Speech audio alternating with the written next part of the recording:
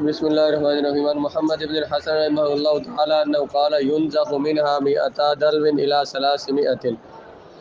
امام محمد فرماتے ہیں کہ جو کنواں جاری کنواں ہو، پچھلے آخری مسئلہ جاری کنویں کا آیا تھا، جاری کنواں مطلب جس میں پانی نکالتے رہیں تو پانی اس کا ختم نہ ہو، نیچے سے اور پانی آ جاتا ہو، تو ایسے کنویں کو صاف کرنے کا طریقہ یہ ہے کہ اس میں سے 200 سے لے کر 300 تک ڈول نکال دیے جائیں۔ یعنی اگر بڑے ڈول ہیں تو 200 نکالے جائیں اور چھوٹے ہیں تو 300 نکال لیے جائیں۔ کنواں اگر جاری ہو تو کیا فرمایا انہوں نے کہ 200 سے لے کر 300 تک اگر ڈول نکال دیے جائیں تو کنواں پاک ہو جائے گا۔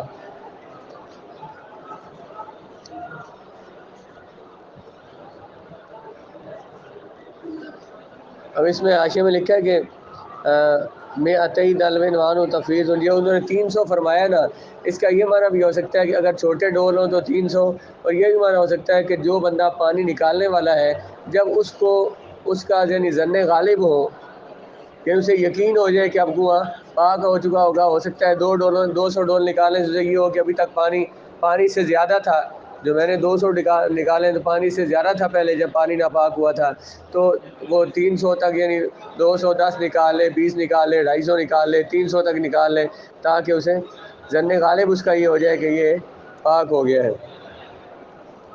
روایت کی گئی امام محمد بن حسن رحمہ اللہ تعالیٰ سے، انہوں نے فرمایا کہ نکالے جائیں گے کنویں سے 200 ڈول سے لے کر 300 ڈول تک۔ حاشیے میں لکھا ہے الاسخ ان یؤخذ بقول رجلین لہما بصارۃ فی الماء، کہتے ہیں کہ جو بندے پانی کا اندازہ لگا سکتے ہوں ان میں سے کوئی سمجھدار بندے، 2 بندے جو پانی کا اندازہ لگا سکتے ہوں، ان سے رائے لی جائے گی کہ جب وہ کہیں کہ اتنا پانی نکل گیا ہے، جتنا پانی کنویں میں موجود تھا تو اتنا سارا پانی جو اب کنویں سے یقیناً نکل گیا ہوگا تو پھر وہ کنواں پاک ہو جائے گا۔ آپ نے نماز کے مسائل میں پڑھا ہے نا کہ ظن غالب جو ہے انسان کا، اس کا اعتبار کیا جاتا ہے۔ ظن غالب عبادات میں یقین کے قائم مقام ہوتا ہے۔ مثلا آپ نماز میں بھولیں کہ جی 2 رکھتے ہوئی ہیں یا 3 رکھتے ہوئی ہیں، آپ کا ظن غالب یہ ہے کہ 3 رکھتے ہوئی ہیں تو وہ 3 ہی شمار ہوں گی، یعنی ظن غالب کو یقین کے قائم مقام کیا جائے گا عبادات میں۔ ایسے یہاں پر بھی ان کا ظن غالب 2 بندوں کا، جو سیانے بندے ہیں، جو عقل مند ہیں، جو سمجھتے ہیں پانی کے معاملات کو، کہ پانی دیکھ کے وہ اندازہ لگا لیتے ہیں، لیکن اب مختلف لوگوں کے تجربات مختلف ہوتے ہیں۔ ایک چیز مثلا ایک وزن پڑا ہوا ہے تو ایک بندہ کہتا ہے جی کہ یہ چیز اتنے کلو ہوگی، کیونکہ اس کا تجربہ روزانہ تول کے، تو ایک بندہ جو ہے وہ پانی نکالتا رہتا ہے کنویں سے، یا وہ کنویں کھودتا ہے، یا اس طرح کا اس کا کام ہے، اسے اندازہ ہے کہ کنواں پانی کتنا سارا تھا، اس کے اندازے کا اعتبار کیا جائے گا۔ فَإِذَا وُجِدَ فِي الْبِئْرِ فَارَةٌ وَغَيْرُهَا وَلَا يَدْرُونَ مَتَىٰ وَقَعَتْ وَلَمْ تَنْتَفِخْ وَلَمْ تَنْفَسِخْ أَعَادُوا صَلَاةَ يَوْمٍ وَلَيْلَةٍ، کسی کنویں میں کوئی جانور پڑا ہوا ملا، جیسے کہ چوہیا وغیرہ ہے، یا اس جسامت کا کوئی جانور ہے،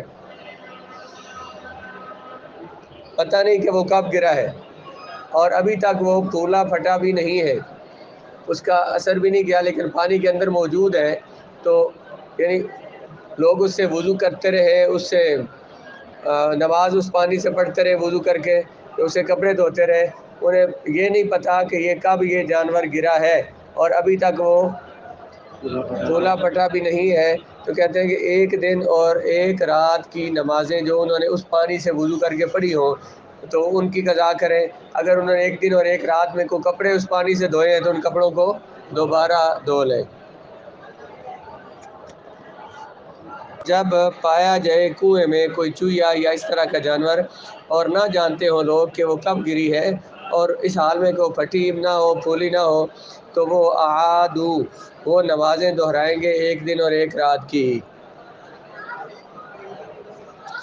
لکھا ہوا صاحب البئر والمصلون، اس کنویں والے جو لوگ ہیں وہ لأن أقل المقادير في باب الصلاة يوم وليلة فإذا ما دون ذلك ساعة لا يمكن ضبطها لتفاوتها، کہتے ہیں کہ عبادات میں نماز کے باب میں کم از کم جو مقدار ہے نا وہ 1 دن اور 1 رات کی ہے۔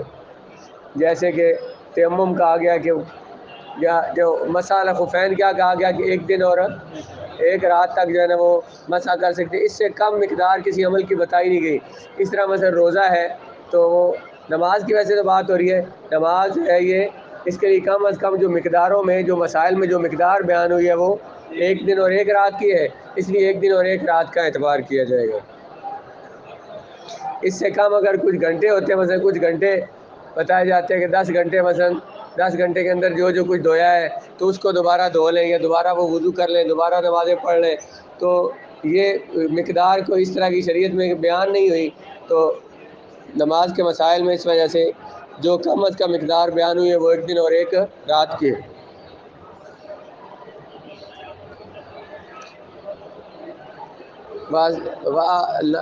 کہاں تک لکھا ہے؟ آدو ثلاثہ، ایک دن اور ایک رات کی نمازیں دہرائیں گے، اذا کانوا تودوا منہا، اگر انہوں نے اس سے وضو کیا ہو، اور دھوئیں گے ہر وہ چیز اصابہ ماؤہا، جس کو وہ والا پانی لگا تھا، ہر وہ چیز جس کو وہ والا پانی جس کو لگا تھا اس کو دھوئیں گے۔ وَإِنِ انْتَفَخَتْ أَوْ تَفَسَّخَتْ أَعَادُوا ثلاث ایام ولیالیہا فی قول ابی حنیفہ رحمہ اللہ تعالی، وقال ابو یوسف محمد لیس علیہم اعادۃ شیء حتی یتحققوا متی وقعت، اگر وہ جو جانور گرا ہے وہ پھول پھٹ گیا ہو تو امام اعظم فرماتے ہیں کہ 3 دن اور 3 راتوں کی نماز، انہیں پتہ نہ ہو کہ کب وہ گرا ہے تو 3 دن اور 3 راتوں کی نمازیں قضا کریں گے، اور صاحبین فرماتے ہیں کہ کچھ بھی قضا نہیں کریں گے جب تک کہ انہیں یقین سے معلوم نہ ہو جائے کہ یہ کب سے گرا ہے۔ آگے کیا تھا؟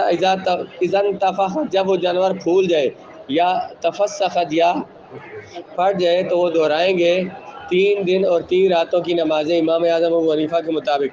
فرمایا صاحبین نے رحمہ اللہ تعالی، نہیں ہے ان پر کسی چیز کا دہرانا یہاں تک کہ انہیں یقین ہو جائے کہ کب وہ گری ہے، لأن الیقین لا یزول بالشک، کیونکہ یقین شک سے زائل نہیں ہوتا۔ لیکن انہوں نے پہلے کیا سمجھا ہوا تھا، جو وضو کرتے رہے انہوں نے کیا سمجھا تھا کہ پانی پاک ہے تو اس لیے وضو کرتے رہے، انہیں بعد میں پتہ چلا، اب ان کے خیال میں تو پانی پاک تھا، اب کتنے دن پہلے کا ہے اس کا انہیں شک ہے، بھئی 2 دن پہلے کا جانور گرایا، 3 دن کا، 10 دن، یہ اس کا شک ہے، تو اس وجہ سے جو یقین ہے ان کا، انہوں نے یقین رکھا ہوا ہے کہ آگے پانی پاک ہے، وہ ان کا یقین تھا، وہ اس شک سے زائل، شک سے ختم نہیں ہوگا، تو انہوں نے یہ دلیل دی ہے۔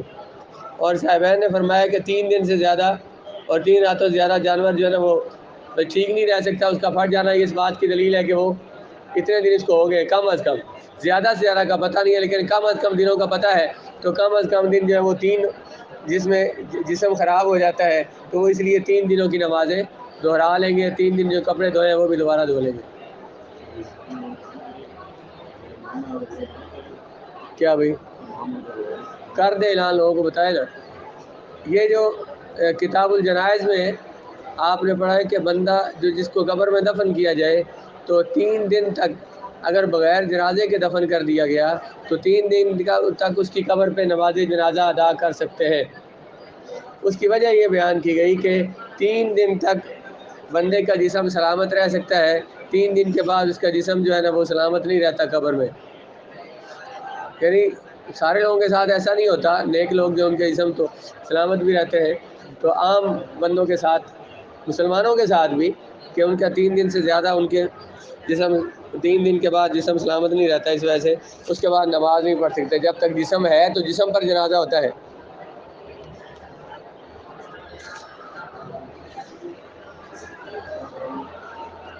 آگے وصور الآدمی وما یؤکل لحمہ طاہر، انسان کا جھوٹا اور وہ جانور جن کا گوشت کھایا جاتا ہے ان کا جھوٹا پاک ہے، اگر ان کے جسم کے ساتھ ظاہری نجاست منہ کے ساتھ نہ لگی ہو، جیسے کسی بندے نے شراب پی ہے مثلا، یا اس کے دانتوں سے خون آ رہا ہے، اب اس کا جو جھوٹا ہوگا، گلاس یا جگ کو منہ لگا لیتا ہے وہ، تو جب اس کے دانتوں سے خون آ رہا ہے تو وہ جو ہی وہ خون، وہ پانی جو ہے وہ اس کے لعاب کے ساتھ خون شامل ہے، جب بندہ منہ کے ساتھ گلاس لگاتا ہے تو یہ پانی جو ہے یہ اس کے لعاب کے ساتھ ملتا ہے، جو لعاب کے ساتھ ملے گا تو وہ سارا پانی ناپاک ہو جائے گا۔ تو اگر مثلا شراب پی ہے اور ابھی تک اس نے کلی بھی نہیں کی، منہ صاف نہیں کیا، تو اب ذرا شراب ناپاک تھی تو اس کا منہ بھی، اس کا یہ پانی بھی جو جھوٹا وہ ناپاک ہوگا۔ عام حالت میں بندے کے منہ سے اگر منہ بھی آتی ہے، مثلا کوئی منہ بند رکھنے سے یا کچھ نہ کھانے سے بھی ہوتا ہے، معدے سے کی بو آتی ہے اسے، اس سے پانی ناپاک نہیں ہوگا۔ تو بندے کا جھوٹا اور جن جانوروں کا گوشت کھایا جاتا ہے ان کا جھوٹا جو ہے یہ پاک ہوتا ہے۔ پنجابی میں جھوٹا بولتے ہیں، تو اردو میں جھوٹا بولتے ہیں اس کو۔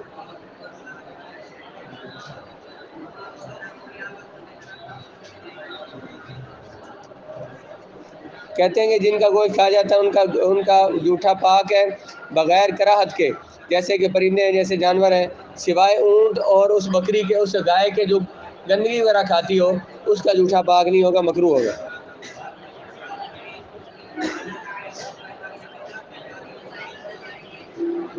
جیسے گھوڑا ہے اور وہ جانور کے جن کے اندر خون نہیں ہوتا۔ وسور الکلب والخنزیر وسباع البہائم نجس، کتے کا جھوٹا اور خنزیر کا جھوٹا اور جو درندے ہیں جن کے یہ لوگ نوکیلے دانت ہوتے ہیں، دو کچلیاں ہوتی ہیں، دو نوکیلے دانت ہوتے ہیں، انیاب انہیں بولتے ہیں، تو ان کا جھوٹا بھی ناپاک ہے۔ جس طرح کے مثلا بھیڑیا ہو گیا، اس طرح سے بھیڑیا، کتے کی تو بات آ گئی، بھیڑیا اور شیر ہو گیا، چیتا، اس طرح کی چیزیں جو ہیں تو ان کا جھوٹا بھی ناپاک ہوگا۔ لنجاست لحمھا، کیونکہ ان کا گوشت ناپاک ہوتا ہے۔ چلو ہمارے گھر جن جانوروں کا گوشت پاک ہوتا ہے نا، جن کا گوشت پاک ہوتا ہے ان کا جھوٹا بھی پاک ہوتا ہے۔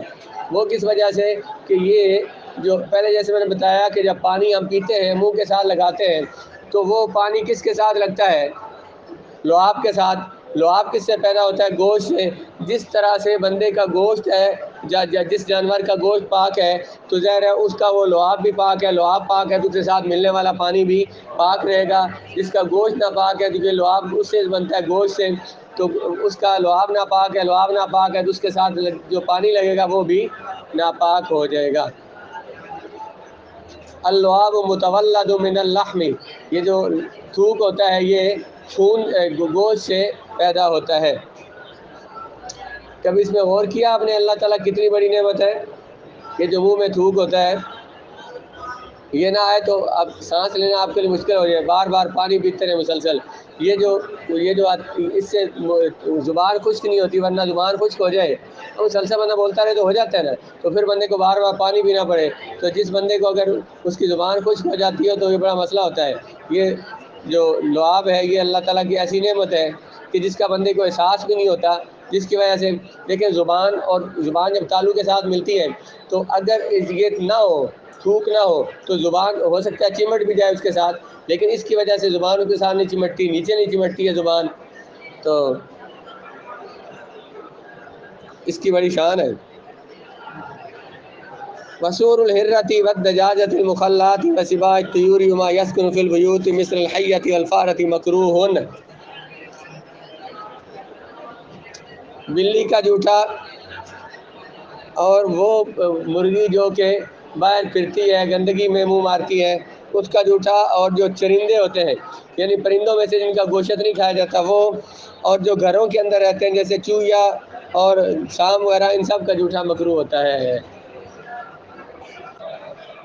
یہ جو بلی کا جھوٹا بیان کیا ہے اس کا جھوٹا مکروہ تنزیہی ہے یا تحریمی ہے، ہدایہ کے حاشیے میں ہے۔ اصح یہ ہے کہ یہ مکروہ تنزیہی ہے۔ امام ابو یوسف فرماتے ہیں مکروہ نہیں ہے۔ امام محمد فرماتے ہیں اگر یہ چوہا کھا گیا ہے اور پھر پانی میں منہ ڈال دے تو وہ نجس ہوگا، اور اگر کچھ دیر کے بعد چوہا کھا کے آئی ہے اور کچھ دیر وہ زبان اپنے منہ میں مارتی رہی اور کچھ دیر کے بعد اس نے پانی پیا تو وہ اس کے لعاب کے ساتھ وہ جو اس کی گندگی ہے وہ اس کے اندر چلی گئی، تو اب پانی ناپاک نہیں ہوگا۔ امام اعظم فرماتے ہیں، کہتے ہیں اور بلی سے مراد بھی جو پالتو بلی ہوتی ہے، جو وحشی بلی ہوتی ہے، جو جنگلی بلے ہوتے ہیں ان کا جھوٹا ناپاک ہوگا۔ یہ پالتو کی بات ہو رہی ہے۔ جو ویسے تو ان کا جھوٹا ناپاک ہے، ان کے لعاب کے لحاظ سے فرمایا گیا کہ پاک مکروہ ہے، لیکن جو بلیاں ہیں یا گھروں میں جو جانور رہتے ہیں یہ اکثر چیزوں میں منہ مارتے رہتے ہیں، تو ان کے جوٹے کو اگر ناپاک کہا جائے تو حرج لازم آتا ہے، اس لیے ان کے جوٹے کو پاک کہا گیا۔ دجاجۃ المخلات اس مرغی کو کہتے ہیں جو باہر جو پھرتی ہے، نالیوں میں منہ مارتی ہے اس طرح گندگی میں، تو اس کا جوٹا بھی مکروہ ہے، کیونکہ پتہ نہیں ہے کہ اس کی چونچ پاک تھی یا نہیں۔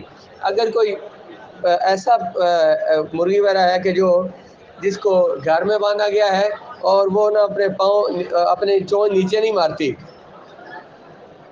اپنے قدموں کے نیچے نہیں مارتی ہے، تو اس کا جوٹا پاک ہوگا۔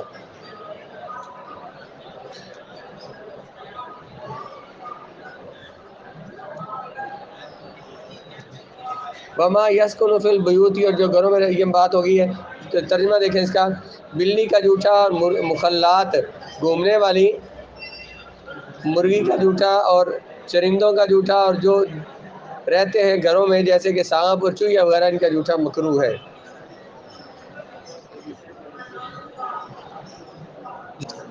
جی جیسے کہ سانپ اور چوہیا ہیں تو ان کا جوٹا کیا ہوتا ہے؟ مکروہ۔ وسور الحمار والبغل مشکوک، گدھے اور خچر کا جوٹا بھی مشکوک ہے۔ الشک ہاؤنا التوقف لتعارض الادلہ، مشکوک کیوں ہے؟ کہتے ہیں کیونکہ اس کے بارے میں دلیلیں متعارض ہیں۔ متعارض معنی مخالف، بعض حدیثوں سے یہ ثابت ہے کہ ان کا جوٹا پاک ہے، بعض سے یہ ثابت ہے کہ ان کا جوٹا ناپاک ہے، دونوں طرح کے دلائل موجود ہیں، اس لیے ان کے بارے میں شک ہے اور ان کے بارے میں توقف کیا جائے گا۔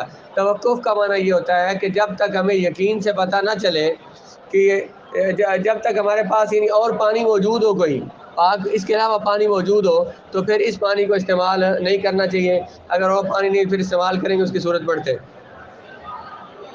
گدھے کا جوٹا اور خچر کا جوٹا مشکوکن، ابن عباس رضی اللہ عنہ سے روایت ہے انہو قال سور الحمار طاہر، انہوں نے کہا گدھے کا جوٹا پاک ہے۔ ابن عمر رضی اللہ عنہ سے روایت ہے انہوں نے فرمایا انہو ناجس، اس کا جوٹا ناپاک ہے۔ ولم یترجح دلیل النجاست، نجاست کی دلیل کو ترجیح نہیں دے سکتے، کیونکہ اس میں اب ایک قانون یہ ہے، ایک دلیل اس کے پاک ہونے کی آ گئی ہے اور ایک دلیل ناپاک ہونے کی۔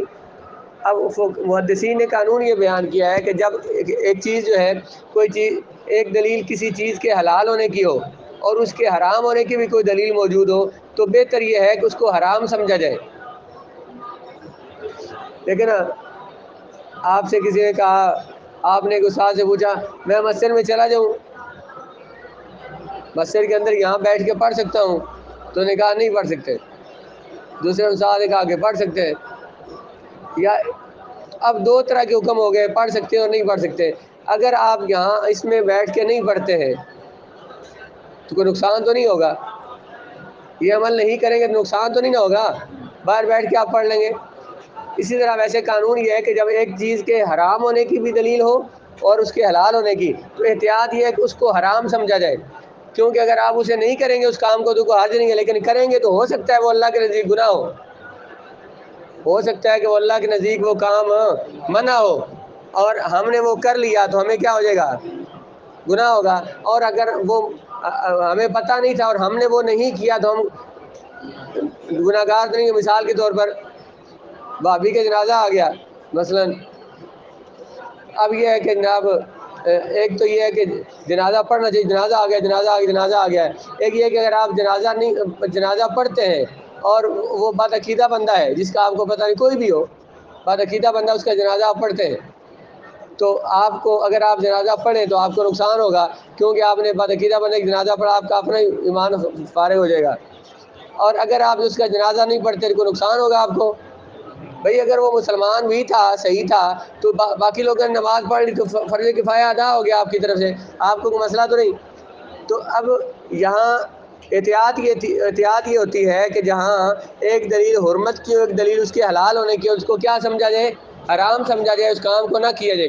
لیکن یہاں پہ دیکھیں گدھے کے جوٹے کے بارے میں دو دلیلیں، حلال ہونے کی بھی اور حرام ہونے کی، لیکن کہتے ہیں یہاں پر ہم حرمت کی دلیل کو ترجیح دے کر اس کو حرام نہیں کہہ سکتے، کیونکہ اس کی مجبوری ہے، ضرورت ہے، مجبوری۔ اور جانور لوگ استعمال کرتے ہیں، گدھے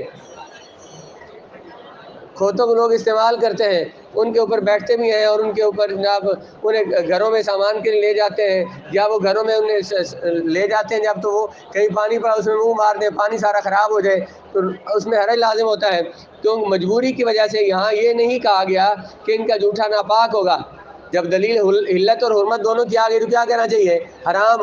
تو اس کو حرام نہیں کہا گیا بلکہ کیا کہا گیا ہے؟ مشکوک کہا گیا ہے. کس وجہ سے؟ مجبوری کی وجہ سے.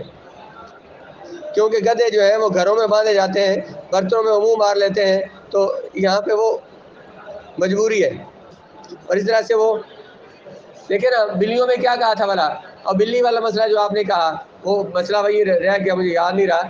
بلیاں جو ہے جو ان کو جھوٹا پاک کہا گیا ہے وہ اس وجہ سے کہا گیا کہ یہ چھوٹی چھوٹی جگہوں پہ گھس جاتی ہیں. یہ ذرا سے یہاں سے راستہ ملے گا تو یہ کمرے کے اندر چلی جائیں گی دودھ پا اس میں منہ مار دیں گی پانی منہ مار دیں گی. اب وہ روزانہ چیزیں خراب ہونا شروع ہو جائیں گی اور بندے کے لیے مشکل ہو جائے گی.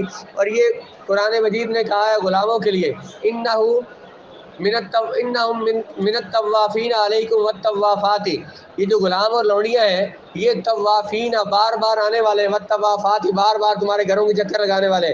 جو غلام لوڑیاں رکھے ہوتے تھے وہ گھروں سے باہر بھی کام کرتے تھے گھر میں بھی کرتے تھے. ایک بندے نے غلام کو کام کے لیے رکھا ہوا ہے تو وہ گھر سے کبھی اندر سے سامان اٹھا کے باہر لے جاتا ہے کبھی باہر سے اندر لے آتا ہے. قرآن نے کہا کہ ویسے گھروں میں آؤ تو اجازت لیا کرو لیکن یہ تمہارے غلام ہے نا کیونکہ انہوں نے گھروں میں بار بار آنا جانا ہوتا ہے تو اس لیے یہ اجازت لینا ان کے لیے ضروری نہیں ہے سوائے 3 اوقات کے: صبح رات کو سوتے ہوئے دن کو سوتے ہوئے اور صبح کے وقت. جب بندہ اٹھ رہا ہوتا ہے تو کبھی بندے کا لباس پورا نہیں ہوتا اس طرح تو وہ اس وقت وہ اجازت لے. اس کے علاوہ بغیر اجازت کے وہ گھروں میں آ سکتے ہیں. کیوں؟ وجہ کیا بیان کی؟ من الطوافین علیکم. حافظ ہو بولو نا قرآن میں گئی نہیں؟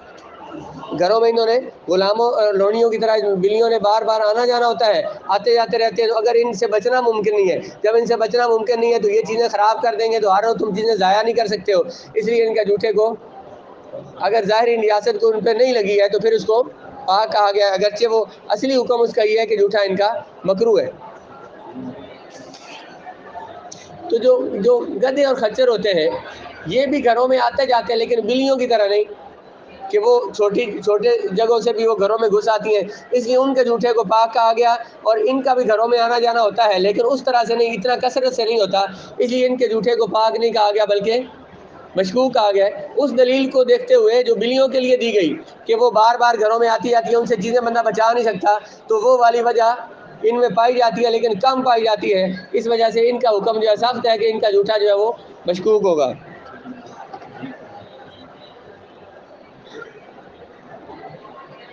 حدیث دیکھ کے بتا دوں دوسرے حاشیے میں میرے خیال میں لکھی ہوئی فَإِن لَّمْ يَجِدِ الْإِنسَانُ غَيْرَهُمَا تَوَضَّأَ بِهِ.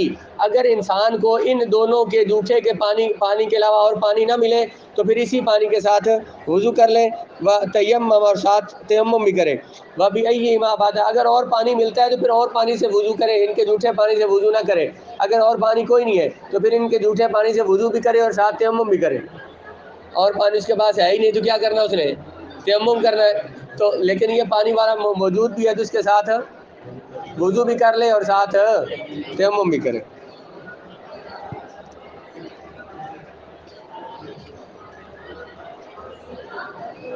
یہ کہاں پہ ہے یہ آیت جو آپ نے پڑھی ہے؟ جی 18 پارے آیت نمبر سورہ نور میں سورۃ النور میں. فَإِن يَجِدْ. اگر نہ پائے انسان ان دونوں کے علاوہ پانی تو وضو کر لے ان دونوں کے جھوٹے کے ساتھ اور تیمم بھی کر لے اور ان دونوں میں سے جس سے بھی شروع کرے گا جائز ہے. شروع کرے گا مطلب دونوں میں سے جو پہلے کرے گا چاہے پہلے تیمم کر لے چاہے پہلے وضو کر لے تو جائز ہے. ویسے یہ ہوتا ہے نا کہ جب پانی موجود ہو تو تیمم نہیں کر سکتے ہیں تو کہتے ہیں یہ جو پانی ہے پانی ہویا تو نہ ہویا کیا جائے بھائی نہ ہو جائے پانی اس وجہ سے چاہے پہلے تیمم کر لے چاہے پہلے وضو کر لے. جب شک تھا بھائی پاک ہے کہ نہیں ہے اب دونوں حکم کیوں دیے کہ بھلا اگر بندہ وضو نہیں کرتا صرف تیمم کرتا ہے اللہ کے نزدیک یہ پاک تھا تو بندہ مجرم ہوگا کہ اس کا وضو ہوا ہی اس کا تیمم ہوا ہی نہیں ہے. تیمم تو طہارت مجبوری ہے نا طہارت ضروری ہے کہ جب پانی نہ ہو تو پھر کر سکتے ہیں. اب پانی تھا اور بندے نے تیمم کر لیا تو صرف تیمم کیا اور اس پانی کو استعمال نہیں کیا تو کیا پتہ اللہ تعالیٰ کے نزدیک یہ پاک ہو تو وہ بندہ گناہ گار ہو. تو اور اس لیے وہ اور اگر اس کے ساتھ صرف پانی کے ساتھ وضو کرتا ہے، ہو سکتا ہے یہ پانی ناپاک ہو اور اس سے نقصان ہو اور اس کی عبادت نہ ہو، نماز نہ ہو اس کی، اب اس کے پاس اور پانی ہے بھی کوئی نہیں تو اور پانی نہ ہو تو کیا کرنا ہوتا ہے؟ تیمم کرنا ہوتا ہے، اس لیے دونوں کام کرے گا۔